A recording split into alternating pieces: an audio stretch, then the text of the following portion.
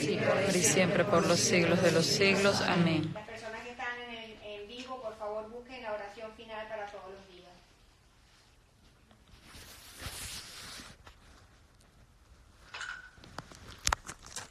Oración final para todos los días. Estamos haciendo esta corona para evitar la propagación del coronavirus. San Pío de Pietrelcina, te pedimos nos enseñes la humildad del corazón para ser considerados entre los pequeños del Evangelio, a los que el Padre prometió revelar los misterios de su reino. Ayúdanos a orar sin cansarnos jamás, con la certeza de que Dios conoce lo que necesitamos antes de que se lo pidamos. Alcánzanos una mirada de fe, capaz de reconocer prontamente en los pobres y en los que sufren el rostro mismo de Jesús. Protégenos en la hora de la lucha y de la prueba. Si caemos, haz que experimentemos la alegría del sacramento del perdón. Transmítenos tu tierna devoción a María, Madre de Jesús y Madre nuestra. Acompáñanos en la peregrinación terrena hasta la patria feliz, a donde esperamos llegar también nosotros para contemplar eternamente la gloria del Padre, del Hijo, del Espíritu Santo. Amén. En el nombre del Padre, del Hijo, del Espíritu Santo. Amén.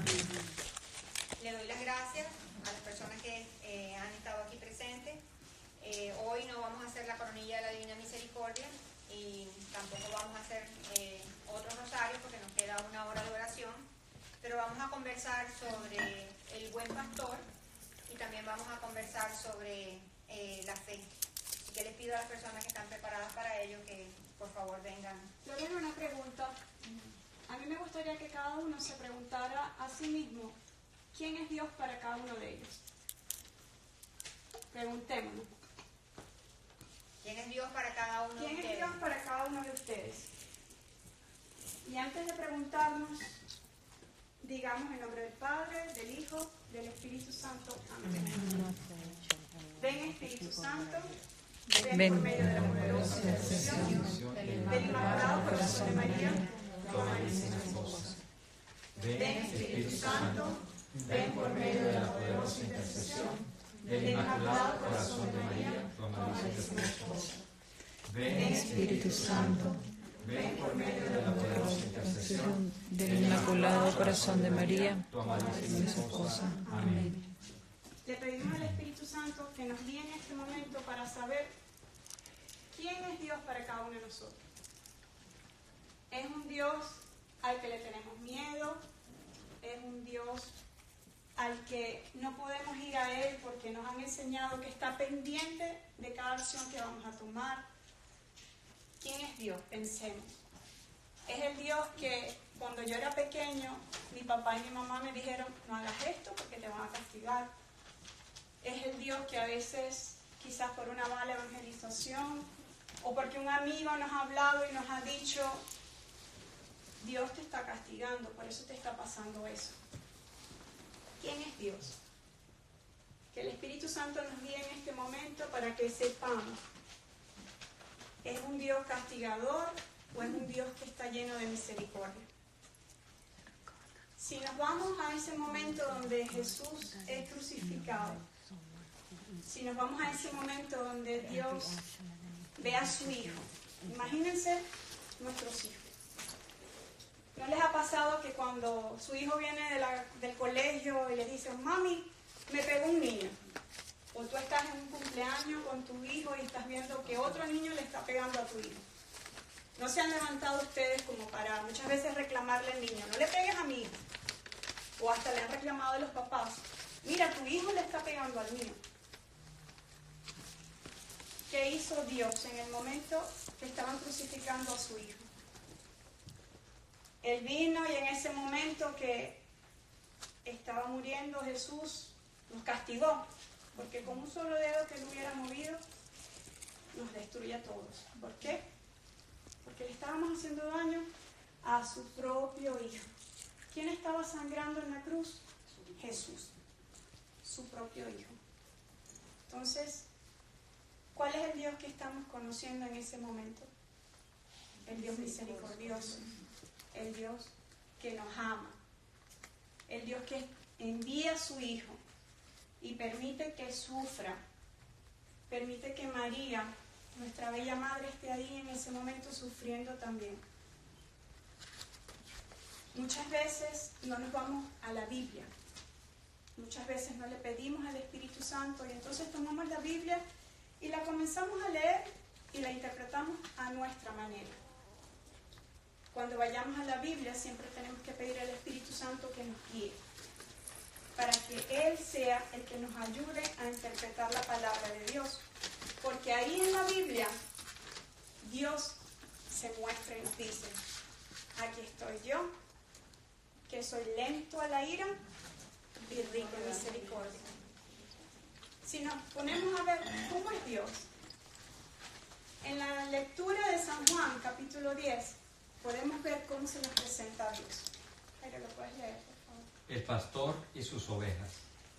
Entonces Jesús dijo: les aseguro que el que no entra en el redil de las ovejas por la puerta es un ladrón y un bandido. Pero el que entra por la puerta es el pastor que cuida las ovejas. El portero le abre la puerta y el pastor llama a cada oveja por su nombre y las ovejas reconocen su voz. Las saca del redil y cuando ya han salido todas, camina delante de ellas y las ovejas lo siguen porque reconocen su voz. En cambio, a un desconocido no lo siguen, sino que huyen de él porque desconocen su voz. Entonces, ¿qué estamos aprendiendo? Que el único Dios verdadero y misericordioso es Papá Dios, el que se nos muestra en San Juan. Él nos está diciendo que Él es como nuestro pastor. Imagínense al pastor que va a sacar a las ovejas de su casa. ¿Qué hace él? El primero ve y mira que no hayan rayos, que no haya tormenta, que no esté lloviendo. Y entonces saca todas las ovejas, las cuenta y dice: bueno, supongamos que tengo 30. Él va a comer las ovejas y las lleva a un cierto sitio. Las ovejas, ¿qué hacen? Siguen al pastor. Porque ellos saben, aunque este que me está hablando es el pastor, es al que le debo hacer caso. Cuando regresan las ovejas, ¿qué hace el pastor? Las cuenta y chequea a ver que en sus patas no estén dañadas, que estén todas bien. Así hace Papá Dios con nosotros. Él nos lleva y nos marca el camino donde debemos estar. Pero supongamos que cuando las ovejas fueron a comer, hubo una que dijo: allá hay un pasto más verde, allá se ve mejor y me gusta más aquel cielo. Ella está tomando la decisión y se va. Así somos cada uno de nosotros. Nos apartamos y vamos a donde nosotros creemos que debemos estar. Vamos a comer donde nosotros creemos que vamos a conseguir el mejor alimento. ¿Y qué sucede? Nos empiezan a suceder cosas. ¿Por qué el pastor no la llevó a ese sitio donde había más comida, donde se veía más lindo? Porque él sabía que habían animales que se las podían comer. ¿Y qué hizo la oveja? Tomó su propia decisión. Muchas veces nosotros nos apartamos de la palabra, de la Biblia, de los mandamientos, porque queremos tomar nuestras propias decisiones, haciéndole caso a otras voces que creemos que son dioses. Y resulta que le hacemos caso al Dios del dinero, al Dios de las estrellas, al Dios de la luna, a todos los dioses que el mundo nos ha inventado, porque queremos saber el futuro. Y entonces muchas veces nos comienzan a suceder cosas, pero ¿es porque el pastor nos castigó y nos envió allá? No, es porque nosotros tomamos esa decisión. Dios también se nos revela y nos dice en el Salmo 23, se le reveló a David como el buen pastor, y nos dice en la Biblia: El Señor es mi pastor, nada me falta. En verdes praderas me hace descansar, a las aguas tranquilas me conduce, me da nuevas fuerzas y me lleva por caminos rectos, haciendo honor a su nombre. Aunque pase por el más oscuro de los valles, no temeré peligro alguno, porque tú, Señor, estás conmigo. Tu vara y tu bastón me inspiran confianza. Me has preparado un banquete ante los ojos de mis enemigos. Has vertido perfume en mi cabeza y has llenado mi copa a rebosar.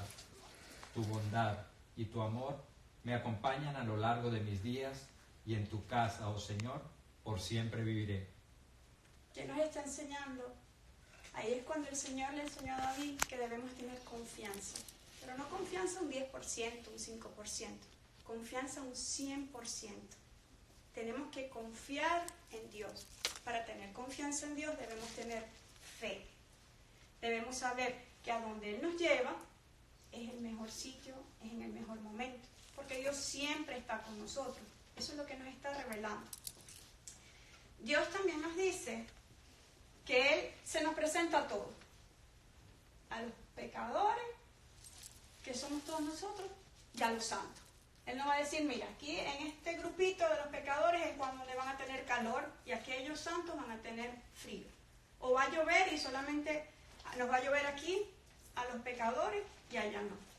No, Él está para cada uno de nosotros. Él está esperando que cada uno de nosotros vuelva a encarrilarse y vuelva a seguir el rebaño. Eso es lo que Él está esperando de cada uno de nosotros. Él no nos está juzgando. Cuando nosotros vemos que ya ese Dios que nos han fabricado o que nosotros mismos nos hemos inventado, no es un Dios castigador y nos damos cuenta que es un Dios amigo, que es un Dios misericordioso, un Dios amoroso, es cuando lo tratamos como amigo. Porque Él nos dice, déjenme todos los problemas, pero nosotros no. Queremos tener todos los problemas para nosotros mismos. Nosotros los queremos dar a Dios. Más bien los problemas se los compartimos a nuestros amigos, a nuestros familiares y los llenamos a ellos también de preocupaciones. Dios dice, deja los problemas. Seamos como las ovejas. Las ovejas no están pensando dónde van a ir a comer, dónde van a ir a dormir, porque ellas se confían en Dios. Pero ¿qué tenemos que hacer nosotros? Cumplir simplemente los mandamientos. ¿Qué es difícil? Es difícil cuando no dejamos todo en manos de Dios. También hemos aprendido en el Salmo 91, donde Dios nos dice que Él es nuestro refugio. Y escuchemos a ver qué dice el Salmo 91. El que vive bajo la sombra protectora del Altísimo y Todopoderoso dice al Señor, tú eres mi refugio, mi castigo, mi castillo, mi Dios en quien confío. Solo Él puede librarte de trampas oscuras y plagas mortales, pues te cubrirá con sus alas y bajo ellas estarás seguro. Su fidelidad te protegerá como un escudo. No tengas miedo a los peligros nocturnos, ni a las flechas lanzadas de día, ni a las plagas que llegan con la oscuridad, ni a las que destruyen a pleno sol. Pues 1000 caerán muertos a tu izquierda, 10.000 a tu derecha, pero a ti nada te pasará. Confianza. Confianza en Dios. Para tener confianza debemos tener fe y debemos ser obedientes, como dice Lorena. Ser obedientes. ¿Qué es fácil? Quizás para muchos sea difícil. Para eso les comento algo que me sucedió miércoles o jueves. Me hacen un comentario, estoy haciendo unos trámites para un trabajo. Y me hacen un comentario sobre que, mira, parece que no se te va a dar. Parece que lo que hiciste te van a decir que no. Y yo, tranquila, yo dije, yo incluí todos los papeles, yo incluí toda la información. ¿Qué pasa? A veces el enemigo pone una voz dulce y amorosa y cariñosa. Y se te presenta de esa forma porque te quiere hacer dudar. Así como él quería hacer dudar a Jesús y se le apareció en el desierto para tentarlo. Él no le estaba diciendo nada que fuera mentira, porque los ángeles, si él se lanzaba, los ángeles iban a venir, ¿sí o no? Porque era Jesús. Pero Jesús tuvo confianza y le dijo, apártate de mí. Esa persona muy dulce y muy cariñosa, mira, te está pasando esto, ¿qué piensas? Y yo dentro de mí, yo no pienso nada. Yo pienso en que yo tengo confianza en Dios. Yo tengo fe en Dios. Pero ¿de dónde viene la fe? De las visitas al Santísimo, de la misa, del ayuno. En otra oportunidad me hubiera puesto quizás yo a hacer algún comentario. Yo hubiera dicho, sí, es verdad. Pero yo tengo fe. Y otra persona por aquí muy bonito estaba diciendo, pero no seas soberbia, porque tú dices que tú no vas a hacer nada. Porque no voy a hacer nada. Yo estoy en las manos de Dios. Cuando creemos en Dios y tenemos confianza en Dios y hemos hecho las cosas bien, con humildad, con sencillez, no sentándonos, porque nosotros, si nos dicen tienes que llenar esta planilla y esta información para tener un trabajo, tú la llenas y ahí vienes, incluyes la planilla y le dices, Señor, si a mí me conviene, estoy en tus manos. Si no me conviene, apártame de ese sitio. Tengo confianza en Dios. Entonces no nos dejemos llevar por esos dioses o por esas voces que se hacen pasar por Dios. ¿Y cómo sabemos que no son de Dios? Porque pueden hablar muy bonito, pero sus acciones no son de Dios. Él a veces se disfraza. Por eso es que tenemos que saber reconocer cuál es el Dios, ese Dios misericordioso que nos está hablando. Para terminar, Dios sabe todo de nosotros, todo. Él sabía sobre Lorena. Él sabía que Lorena iba a estar aquí haciéndonos cambiar la vida de muchas personas.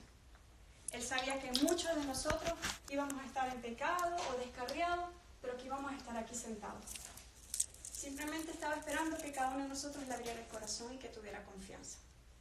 Él conocía a Paola, Julieta, al señor Fernando. Así que Él nos conoce a todos. Como dice el sacerdote, el padre Hugo, Él nos conoce por nombre. Él sabe todo de nosotros. Por eso dejemos todo en manos de Dios y con confianza. Y en el Salmo 139 Él nos los dice. Señor, tú me has examinado y me conoces. Tú conoces todas mis acciones, aún de lejos te das cuenta de lo que pienso. Sabes todas mis andanzas, sabes todo lo que hago. Aún no tengo la palabra en mi lengua y tú, Señor, ya la conoces. Por todos lados me has rodeado, tienes puesta tu mano sobre mí. Sabiduría tan admirable está fuera de mi alcance, es tan alta que no alcanzo a comprenderla. Entonces, ¿quién es el Dios al que creemos? El Dios único y verdadero, ese Dios misericordioso. Lento a la ira y rico en misericordia. Es tan rico en misericordia que nos envía a la Virgen para enviarnos mensajes. Es tan rico en misericordia que envía a muchos profetas, a muchos santos, para que nos enseñen cómo es la vida que debemos llevar. Es tan misericordioso que todos los días, con tantos pecados que hay en el mundo, que sabemos y que no sabemos, todavía estamos nosotros aquí. Entonces, le pedimos al Espíritu Santo que borre de nuestra mente cualquier pensamiento que tengamos de un Dios que no es el Dios verdadero. Y ya lo hemos sacado, ahora le pedimos al Espíritu Santo que llene siempre nuestra mente y que sepamos reconocer el Dios único, verdadero y misericordioso, ese que está todos los días pendiente de cada uno de nosotros. Gracias. Gracias. Quiero decir, y quiero quizás agregar dos cositas. Que hay veces cuando el enemigo nos habla a través del pensamiento, que puede ser como un pensamiento como que si fuera de una certeza, como si viniera de nosotros, pero nos causa inquietud, o nos llena de nervio, de angustia, pues es un pensamiento que se obsesiona, que se repite constantemente y nos causa ansiedad, no es de Dios. Esa es una manera de reconocer cuando el pensamiento es de Dios. Cuando viene de Dios y es de Dios, siempre vamos a tener una quietud, una paz. Cuando es el enemigo, primero él quiere obsesionarte con algo. O sea, que te divorcie, y le mires todos los defectos a la persona, que lo odies con todo lo que te va a poner en la mente, con el veneno que te pone en tu mente, o que de repente empieces a agarrarle rabia a una persona porque el enemigo te empieza a hacer que tú le mires hasta el defecto de cómo camina. Ese es él. Y entonces empieza a causar en tu interior una rabia, un odio, y empieza a causar dudas y sobre todo trae angustia. Eso es lo que quiero hacer. Sé que otra cosa es que con el enemigo no se conversa. Jesús conversó con él, pero era Jesús. Nosotros no conversamos con el enemigo. Cuando nosotros tengamos un pensamiento repetitivo, obsesivo, un pensamiento que nos pone nerviosos ni nada, Padre nuestro que estás en el cielo, santificado. O sea, ignoren el pensamiento, recen en voz alta un Padre Nuestro, vuelvan a rezar Padre Nuestro. Que si de repente estás tranquilo y estás en tu oficina o algo y empiezas a sentir un miedo, como si algo estuviese allí, te sientes muy nervioso o entras a algún lugar y te sientes mal, Padre Nuestro, estás en el cielo. Porque hay veces que hay una lucha muy fuerte, entramos a un lugar donde ha habido una discusión, donde ha habido venganza, donde ha habido palabras fuertes, ahí pueden quedar muchos espíritus impuros, de repente llegamos nosotros y nos sentimos mal, decimos, ¿por qué yo estaba bien y entro a este lugar y me siento tan mal? Por favor, no lo confundan con las energías, la energía negativa del lugar, la energía negativa no. Hay muchos espíritus que rondan por el mundo para la perdición de las almas. ¿No le rezamos nosotros al Arcángel San Miguel? Hay muchos espíritus impuros que rondan por el mundo para la perdición de las almas. ¿Por qué? Porque en ese día de la batalla, donde fueron expulsados todos esos espíritus que inmundos, pues fueron arrojados y ellos están aquí. Y por eso que en Efesios 6 dice claramente que esta lucha nuestra no es contra los poderes y potestades de este mundo, sino con esos espíritus que son los poderes y potestades, que son, ¿cómo decir? Ángeles caídos muy, pero muy poderosos. Son inteligentes, son astutos, son sabios, tienen poder. ¿Por qué Dios no les quitó eso? ¿Por qué Diosito nos le quitó el poder a esos espíritus, verdad? Porque Dios es creador, crea. Dios no es destructor, Dios es creador. Pues por tanto, esta es otra cosa. Qué fácil sería nosotros para nuestra fe si nosotros no tuviéramos un tentador. Todo el camino ancho y facilito, es fácil ganarnos el cielo. A Jesús le costó nuestra redención, sufrió hasta el extremo, le flagelaron hasta el extremo, lo dejaron todo ensangrentado, no tenía una figura humana, y nosotros creemos que para nosotros va a ser fácil ganarnos el cielo. A nosotros también nos va a costar. Y es verdad que Él nos lava con su sangre, pero nosotros tenemos que tener una vestidura, y esa vestidura es las virtudes del alma. Y esas virtudes vienen a través de la perseverancia, de la caridad, de la humildad, de la mansedumbre, de la paciencia, y que son difíciles, son muy difíciles. Y acuérdate que el Señor te va a poner la prueba donde más te cueste. Fíjense a Job, no pasó por las 21 y última prueba, ya no le faltaba una prueba más. El Señor lo probó. ¿Y qué dice? Que en estos días estábamos en el estudio bíblico. ¿Qué decía el estudio bíblico? ¿Te decidiste seguir al Señor? Prepárate para la prueba. Prepárate para la prueba, porque Él va a venir, el enemigo va a querer que tu alma esté en el infierno toda la eternidad. Él quiere ganarte para Él. ¿Y cómo Él te gana? ¿Qué es lo que la gente busca en esta vida? El poder, la riqueza, tenerlo todo, la felicidad, el paraíso. O lo que tú necesitas un esposo, porque no tienes esposo, y te va a buscar a un hombre casado o a una mujer casada, pero la perfecta para ti. Y te la va a poner como la perfecta. Él es el tentador. Él te va a venir, y así como tentó a Jesús con esa tentación del pan, que era que tenía hambre, pues Él te va a traer a ti, que estás buscando pareja, a la que menos puede ser, pero tú la ves y dices, no, es que es todo lo que yo he pedido, tiene buen carácter, es bella, esto es amable, es trabajadora, es que es la perfecta, pero está casado. Ahí viene entonces la tentación. Y entonces, pero es que tú no lo puedes ver porque tú dices, no, esto me lo mandó Dios. Dios no se puede contradecir.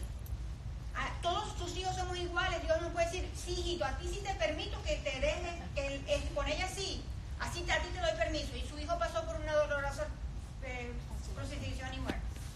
Claro que no. Ese es el engaño que quiere hacernos ver el enemigo. No tiene nada de malo. No le dijo el enemigo a Eva, es verdad que Dios les prohibió comer de todos los frutos de acá. Empezó con una mentira, ya empezó mal. Eso fue lo que le dijo a Eva. No le dijo, ay, es verdad que Dios te prohibió ese fruto. No, es verdad que Dios te prohibió todos los frutos de acá, todos, para conversar. Con Él no se conversa, porque Él entonces empieza un tema y ahí, es decir, cuando tengas una obsesión, un pensamiento que es repetitivo, que tú sabes que te pone ansioso, no viene de Dios. Reza un Padre Nuestro, pon un pensamiento, di Ave María, Madre, María, Jesús, inmediatamente vas a salir huyendo. Pero para que salga huyendo tú tienes que estar en estado de gracia, porque si no se va a quedar contigo. Y cómo se mantiene en un estado de gracia? Confesión. La confesión, ¿qué más? Cumpliendo los mandamientos. Cumpliendo los mandamientos. Y porque si paso todo el día diciendo mentiras, ay, ¿tú crees que vas a estar en estado de gracia? No se puede estar en estado de gracia así. Entonces, todos los días decirle a mi santo ángel custodio, mi santo ángel custodio, el ángel custodio no está ahí para cortar rayos, cuidarnos las energías, cortar ciclos, abrir y cerrar puertas. El ángel custodio está ahí para que nosotros seamos obedientes a Dios. Una verdadera devoción al ángel custodio nos lleva a una verdadera devoción a Jesús sacramentado, a un amor a Jesús eucarístico. Y entonces tú le dices a ese santo ángel custodio, a ese compañero invisible, a ese amigo incondicional, ese que te ama tanto desde que tú fuiste concebido hasta allí. Mi santo ángel custodio, no me dejes caer, ábreme los ojos, pellízcame, si tú quieres empújame, pero no me dejes hacer lo que el mal, no me lo dejes, pero no me permitas caer en la tentación, aleja al tentador. Si tienes que buscar a otro ángel, si ya tú le dices eso, y el espíritu que se acerca es muy inmundo, muy fuerte, muy poderoso, y el rango del ángel custodio no puede contra ese ángel, ¿a quién va a llamar él? Tiene permiso de nosotros para que nos venga a defender. Y el primer ángel del cielo va a venir en su auxilio. Y eso que tú estabas hablando me hizo recordar a esta parte. ¿Te acuerdas creo que era el rey Ezequías? ¿Te acuerdas cuando estábamos estudiando a los reyes? Que había un rey que se llamaba Ezequías que hizo todo lo que a Dios le obedeció todo lo que Dios le pidió. ¿Qué pasó con ese rey? Que venía uno de los ejércitos que venía a conquistar y iba a entrar en su reino y decía, o me das todo o los mato a todos. Y Ezequías se puso muy nervioso. No sé si es Ezequías o Ezequiel, yo creo que es Ezequías, ¿verdad? Que estudiamos el estudio bíblico. Casi segura que es Ezequías. ¿Qué pasó con él? Fue a orar, fue a entregarle todo eso a Dios. Y para ese tiempo estaba el profeta Isaías. ¿Qué pasó con él? Si era un hombre que era de Dios, era un hombre justo, que cumplía los mandamientos, hacía las cosas que le agradaban a Dios. ¿Tú crees que Dios lo dejó solo? Y que vino ese ejército de los babilonios y los mató todos. No. ¿Qué pasó? Que la noche anterior que ellos estaban acampando para venir a entrar y a matarlos a todos, Dios envió al primer ángel, al ángel exterminador. Y era un batallón de 180,000 y murieron al instante. Un solo ángel los aniquiló a todos. Búsquenlo. Ezequías en el Antiguo Testamento se van a dar cuenta que antes de que estas personas que querían destruir y matar y asesinar a unos inocentes, que hacían el bien, que caminaban con justicia, Dios envió a su ángel exterminador y en la noche ninguno estaba vivo. Por eso tenemos que hacer la coronilla todos los días de San Miguel. Bueno, eso es que yo me emociono y... No, eso es parte de ese es el mensaje que nos llega a todos. Bueno, vamos a tocar un tema que es bastante sensible para todos y cada uno de nosotros. El tema de la fe. No creo que yo no. Ya un minuto, antes de... ¿Tú ya lo entregaste?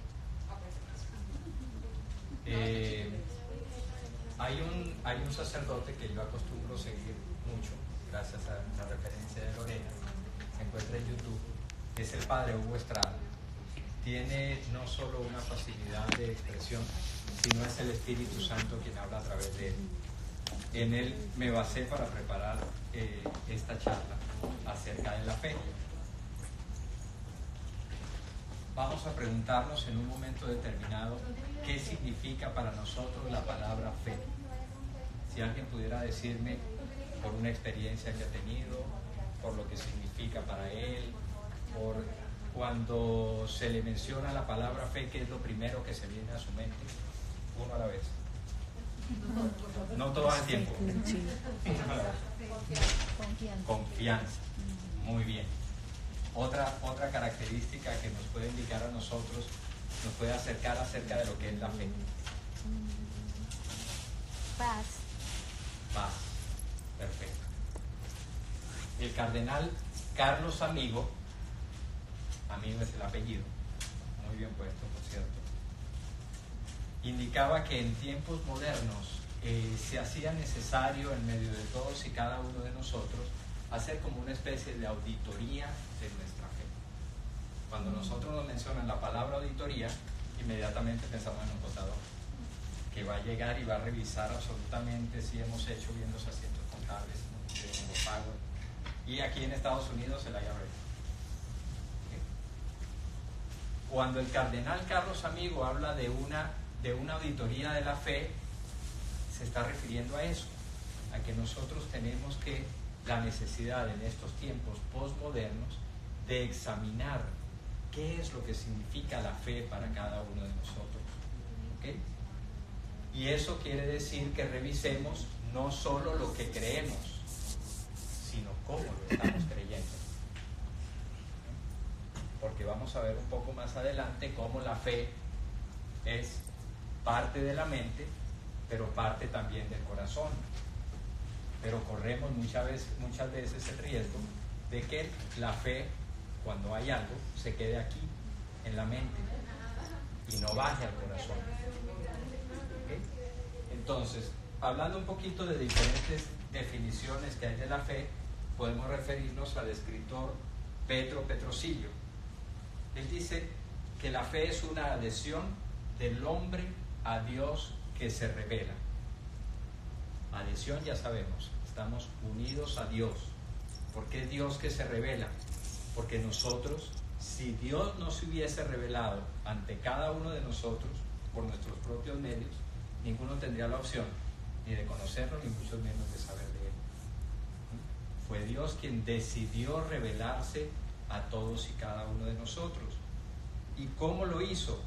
Bueno, bien vemos que en el Antiguo Testamento Dios se valía de ¿quiénes? De los profetas. A través de los profetas era que Dios le hacía saber a su pueblo qué era lo que quería que se hiciera o qué era lo que no debía hacer. Pero lo más maravilloso está en el Nuevo Testamento, porque a partir del Nuevo Testamento, ¿quién es nuestro referente? Jesús. ¿A través de quién nos habla Dios? A través de Jesús. ¿Y dónde está esa palabra de Dios? En la Biblia. Entonces, por eso es tan importante para todos y cada uno de nosotros referirnos continuamente a la Biblia, porque en la Biblia está la revelación de Dios. Ahí, a través de la Biblia, se nos revela lo que es Dios y lo que Dios quiere de todos y cada uno de nosotros. En la carta a los Hebreos, capítulo 11, versículo 1, definen la fe como la garantía de lo que se espera y la certeza de las realidades que no se ven. Les voy a repetir otra vez esta definición porque es bien interesante y bien importante. La fe es la garantía de lo que se espera. ¿Qué quiere decir la garantía de lo que se espera? Cuando, por ejemplo, yo te digo a ti, yo te doy la garantía de que esto va a pasar o que te voy a dar esto, de que esta mesa va a ir para tu casa. Te estoy asegurando que eso va a ser así. ¿Okay? Y la certeza viene dada porque la palabra de Dios, cuando se refleja en cada uno de nosotros, nos da la certeza de que eso va a suceder. Por ejemplo,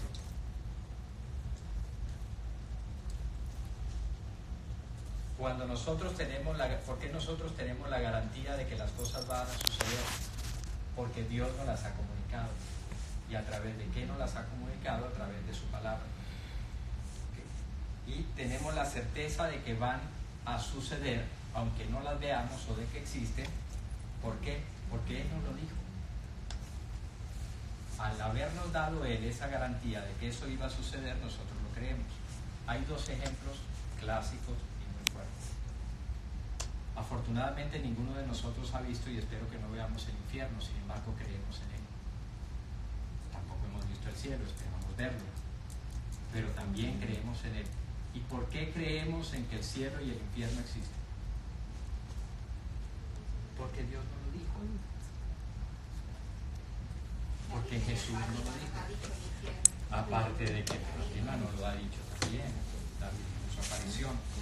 Correcto, entonces es importante que tengamos claro que para nosotros la garantía viene siendo la palabra de Dios, ¿ok? Porque Dios nos habló y por eso tenemos la certeza de creer en aquellas cosas aunque no las veamos. Ahora bien, a todos nosotros la fe se nos manifiesta a través de Dios de diferentes maneras. No es que la fe tiene un esquema rígido y estricto. No, a cada uno de nosotros, en nuestro ambiente, en nuestras experiencias, de acuerdo a cómo nos vamos desenvolviendo, vamos teniendo manifestaciones que pueden acrecentar nuestra fe. En el Nuevo Testamento, para nosotros, la fe es la adhesión total a Jesús como Dios y como hombre. Nosotros no creemos a ciegas en Jesús. ¿Por qué creemos en Él? Porque Él nos dijo que lo iban a matar, al tercer día iba a resucitar, y eso fue lo que sucedió.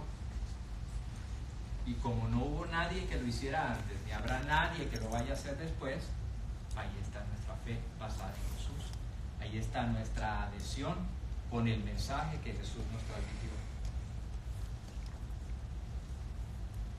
En el Nuevo Testamento vemos cómo en la carta a los Hebreos, capítulo 12, versículo 2, presentan a Jesús como el centro de nuestra fe.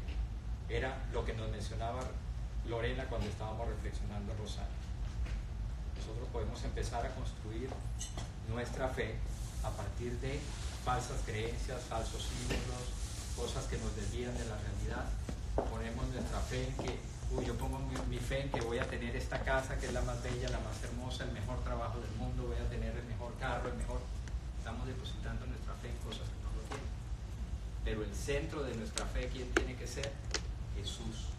Cuando nosotros colocamos a Jesús como el centro de nuestra fe, todo empieza a funcionar de forma adecuada.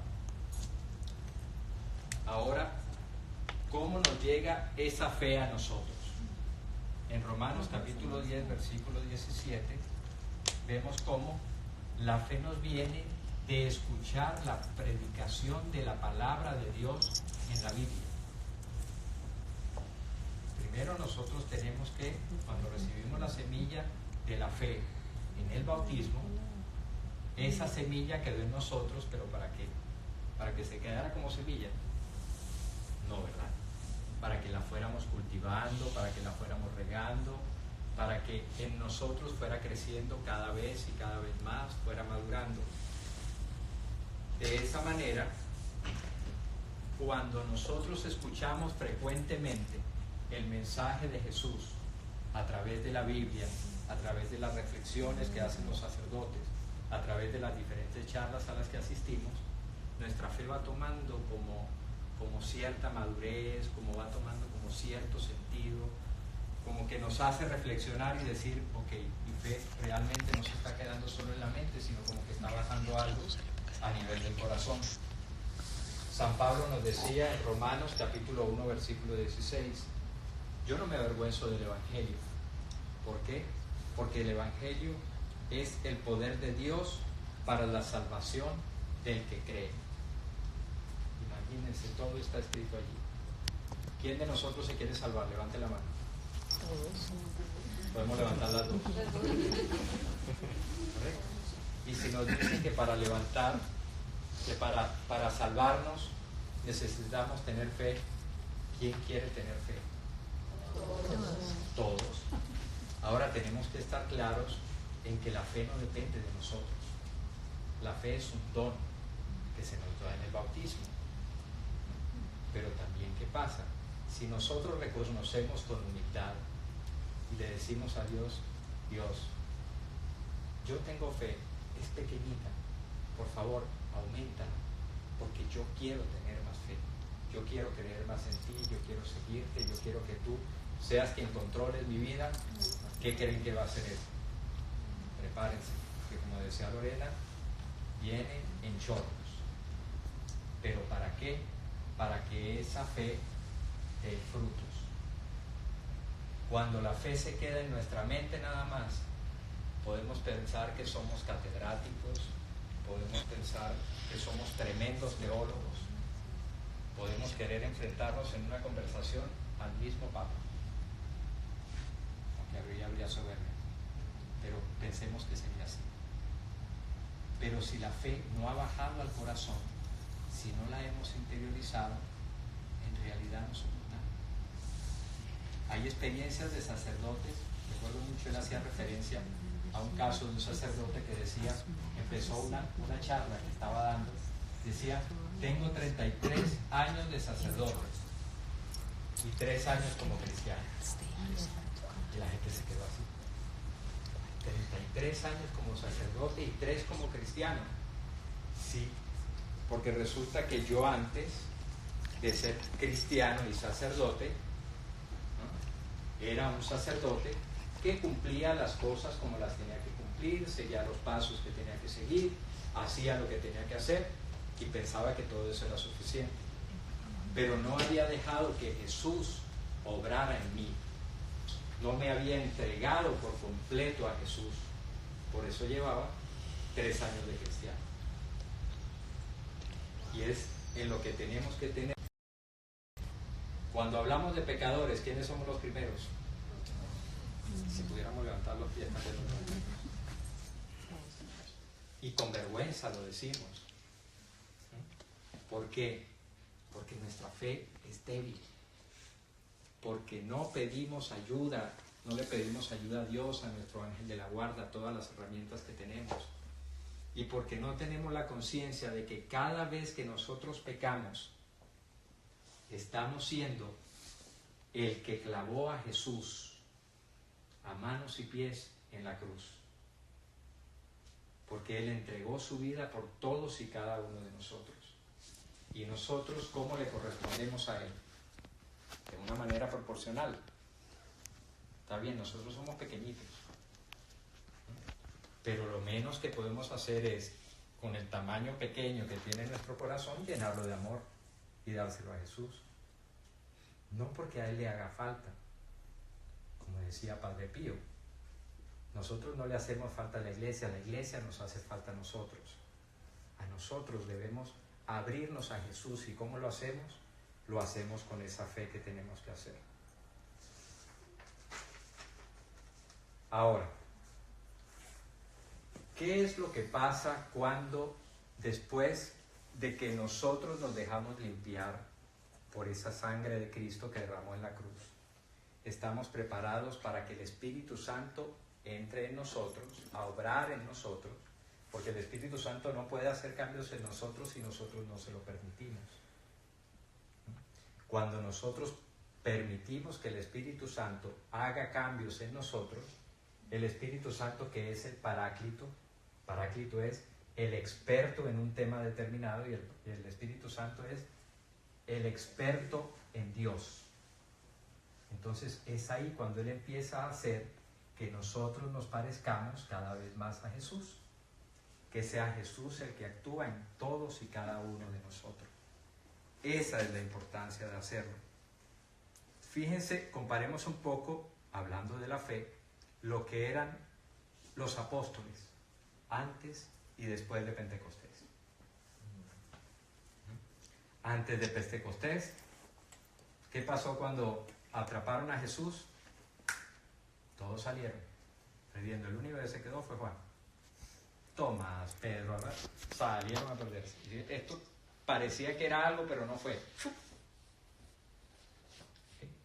Después, el mismo Pedro, que negó a Jesús 3 veces antes de que cantara el gallo. Y después de Pentecostés, ¿qué sucede?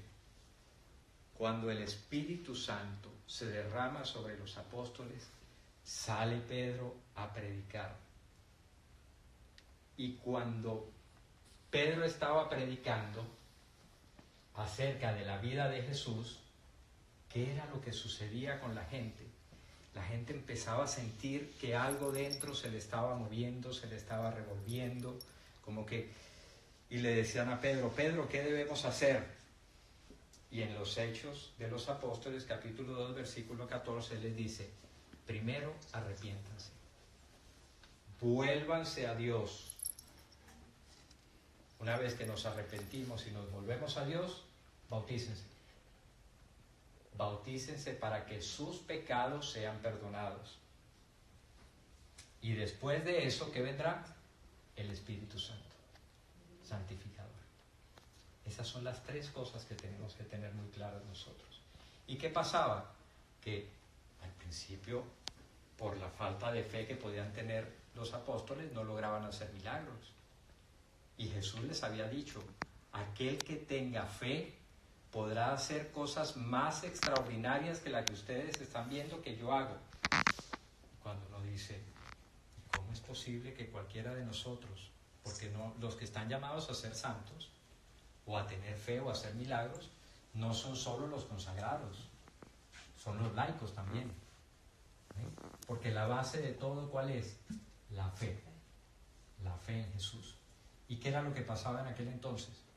Que cuando los apóstoles no tenían suficiente fe, llegaban a expulsar algún demonio y más bien tenían que salir, porque no tenían la suficiente capacidad de hacerlo. Está el caso del epiléptico, del padre del hijo epiléptico, al que los apóstoles trataron de curar y no pudieron. Y cuando llega Jesús, el padre le reclama un poco, le dice, a ver si tú lo puedes curar, a ver si tú puedes curar a mi hijo, porque tus apóstoles no pudieron. ¿Y qué hace Jesús? Les dice, ¿cómo que no puedo? Si tienes fe, tu hijo será curado. Y ahí es cuando él reconoce que tiene poca fe. Y le dice, Señor, yo creo, pero aumenta mi fe, le dice el Padre. Y en ese momento el hijo queda curado. Entonces, ¿cómo podemos aumentar nuestra fe? En base a lo que hemos conversado, ¿cómo podemos aumentar nuestra fe? Oración. Primero, oración. Segundo, haciendo cosas de Dios. Tercero, frecuentando lugares que aumenten nuestra fe. Porque de lo contrario, nuestra fe se va debilitando y la llama se va apagando. La Biblia. La Biblia. A través de la Biblia, Dios se revela ante cada uno de nosotros. Ahora vemos por qué se apaga la fe. Primero, falta de oración profunda. Segundo, falta de acercarse a la predicación, no asistir a misa, ¿okay? No cumplir con los sacramentos, y la falta de meditación bíblica. El tema es un poco extenso, pero vamos a tratar de resumirlo porque es importante la conclusión. Sepamos que siempre nuestra fe va a estar puesta a prueba. Siempre va a estar puesta a prueba. Por eso tenemos que prepararnos para superarla. Hay un ejemplo que les voy a colocar de cuándo, o dos ejemplos de cuándo Jesús puso a prueba la fe de sus discípulos. La primera vez fue en la multiplicación de los panes. Habían como 5.000 personas. Pero igualmente, hazle como En esas 5.000 personas, Sí, él claro, pregunta, más o menos. se acercan a Jesús y le dicen, ¿cómo vamos a hacer para alimentar a tanta gente? Inmediatamente Felipe, que era el calculador, empezó a sacar cuentas y dice, Señor, ni con 2.000 denarios, que era mucho dinero, vamos a poder comprar comida para tanta gente en este momento. ¿Y qué pasó? Llega Andrés, hermano de Pedro, y le dice, Señor, aquí hay un niño que tiene 5 panes de cebada y 2 peces. A Jesús le gustó. Porque en ese momento Andrés dejó la puerta abierta para que él obrara. Porque nosotros no somos los que hacemos milagros. Nuestra fe es la que permite que Jesús haga los milagros, que Dios haga los milagros a través de nosotros. A él le gustó. Y se produjo la multiplicación de los panes. ¿Quién aprobó? Andrés. ¿Quién reprobó? Felipe. Lo mismo sucedió después con la barca, cuando había una tempestad en la barca que lo llamaron a él porque estaba durmiendo. ¿En qué cabeza cabe que alguien iba a estar durmiendo cuando el barco le entraba agua por todos lados y se movía de todos lados? Y los discípulos le dicen, Maestro, ni siquiera le dijeron Señor, estaban tan asustados que le dijeron, Maestro, Maestro, nos estamos hundiendo, sálvanos. Él se levanta y dice, ¿hasta cuándo voy a estar con ustedes? Tienen la vida acá y todavía tienen temor. Tienen que aumentar su fe y calmó la tormenta. Entonces, ¿cuál es ese escudo que tenemos nosotros contra el maligno? La fe. Ese es nuestro mayor escudo, como dice en Efesios 6, capítulo 16. Que su fe sea el escudo que lo libre de las flechas encendidas del maligno. Con todo esto vemos cómo el cardenal Carlos Amigo tenía razón. Tenemos que hacer una auditoría de nuestra fe, verificar cómo estamos en este momento y preguntarnos Si tenemos algo de fe, ¿dónde la tenemos? Si está solamente aquí o ha empezado a bajar un poco aquí para que baje lo más rápido posible. ¿Y cómo nos vamos a dar cuenta que esa fe está surtiendo efecto? Por las obras que hagamos. Si no hay obras, si esa fe no da frutos, es una fe estéril. Muchas gracias. Gracias. ¿El padre de la fe quién es? 20 puntos, exactamente. Abraham no había podido tener hijos. Y Dios le concede ese hijo con su esposa ya cuando era un anciano. Y después Dios le pidió la gran prueba de fe: coge tu hijo y me lo vas a sacrificar, imagínate eso. Y él dijo, no, él no dijo, yo no, Señor, pídeme otra cosa, no, él no discutió con Dios. Él hizo y obedientemente fue y llevó a su hijo. Y todavía lo está amarrando y todo eso, y le dice el hijo, hey, papá, ¿dónde está el cordero? Dios lo proveerá, y Dios lo provee, Dios lo dio. Se le quiere decir que Dios a veces nos va a llevar hasta el punto. La fe va a ser probada en nuestra casa, con nuestro esposo, nuestros hijos, nuestra familia. Va a ser una prueba mayor de fe. Pero que estaba yo hablándoles al principio que estábamos hablando en el rosario. Que a veces nos obsesionamos con el problema, nos levantamos con el problema que tenemos y pasamos todo el día pensando en él. Y parece que nuestra felicidad depende de que eso se solucione. Y que no vamos a poder respirar y ser felices y estar tranquilos hasta que eso no se solucione. Y eso somos nosotros. Pasamos todo el día con eso, con esa tristeza en el corazón, porque eso no se ha dado, eso no se ha realizado, eso no se ha cumplido, porque eso no se ha resuelto, iba a decir resolvido. Eso no se ha resuelto. También, hija habla mejor español.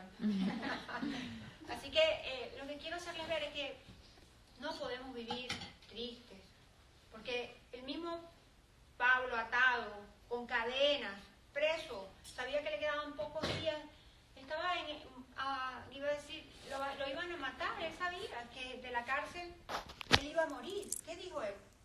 He dado la dura batalla.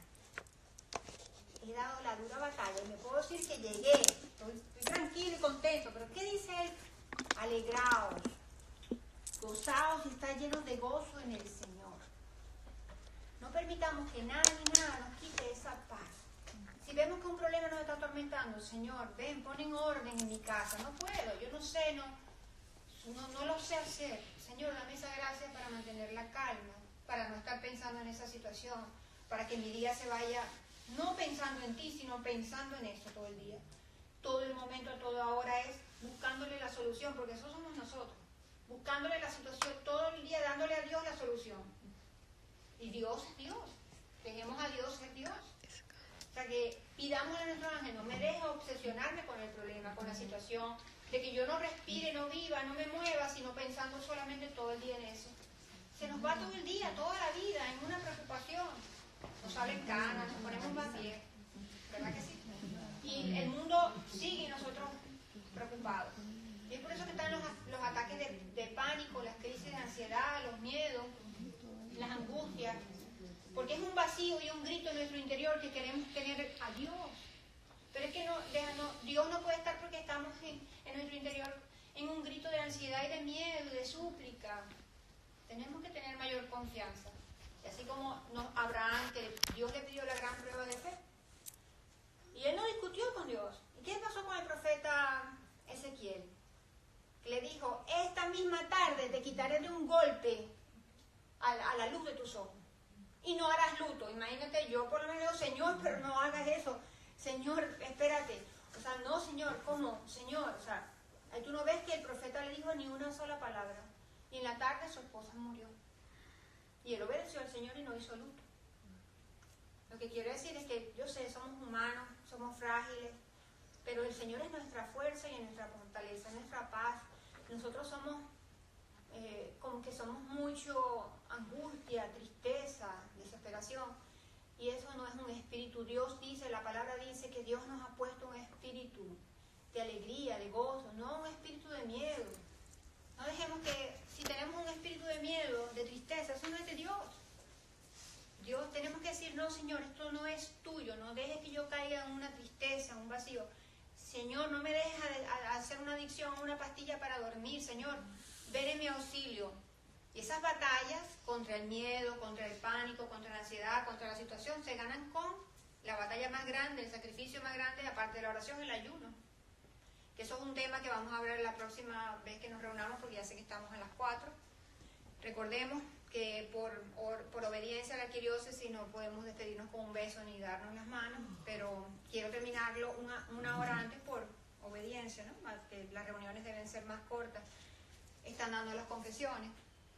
Si quieren ir a la confesión, ahí tienen la confesión. Recordemos que Dios no nos ha puesto un espíritu de miedo, ni tristeza, ni de temor, sino un espíritu de gozo y de alegría.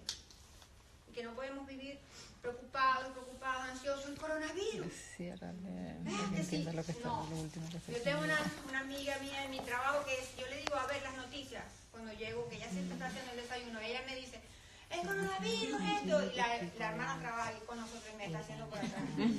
O sea, vive en las noticias, vive de toda la tragedia. Ella me hace. Porque yo le digo, a ver las noticias. Ella dice, hay tantos infectados y no sé qué. Siempre tiene las peores noticias.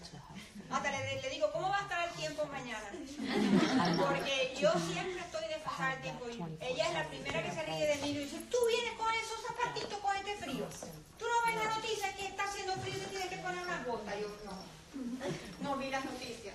Así que bueno, les agradezco.